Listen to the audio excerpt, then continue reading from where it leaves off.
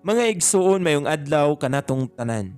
Karon adlaw na usab nga Huwebes, pit sa 13 sa bulan sa Abril sa tuig 2023.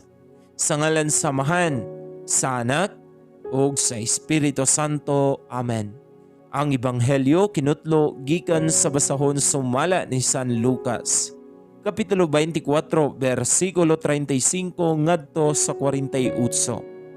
Unya gisaysay sa duha ka tawo ang nahitabo dito sa dalan ug ang pagkailan nila sa Ginoo sa iyang pagpikas-pikas sa pan.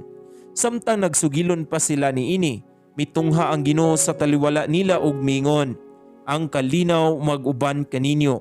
Nakurat sila og nalisang ug naghunahuna nga nakakita sila multo. Apan mingon siya kanila, "Nganong nabalaka man kamo? Nganong nagduha-duha kamo? Tan-awa ninyo ang ako mga kamot ug mga tiil. Ako gayud kini. Ikapa ako ug makita ninyo, kay ang espiritu walay unod ug mga bukog. Sama sa nakita ninyo nga aniya kanako." Gisulti niya kini ug iyang gipakita kanila ang iyang mga kamot ug mga tiil. Apan wala gihapon sila makatuo o gilabihan ang ilang kahibulong apan nalipay sa ilang nakita. Busa gipangutana sila na Jesus, "Duna ba kamoy makaon dinhi?" O gihatagan nila siyag usa ka buok nga sinugbang isda o gidawat kini ni Jesus o gikaon diha sa ilang atubangan. Unya mingon siya kanila, "Kining mga butanga mao gayud ang akong gisulti kaninyo samtang uban pa ako kaninyo. Kinahanglan matuman ang tanan nga nahisulat mahitungod kanako sa balaod ni Moises o sa mga sinulat sa mga propeta, ingon man sa mga salmo."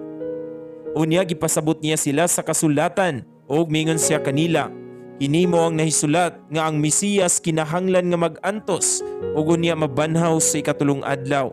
Kinahanglan nga isangyaw pinaagi sa ngalan ang mensahe mahitungod sa paghinulsol ug sa pagsaylo sa mga sala ngadto sa tanang mga nasod sugod sa Jerusalem.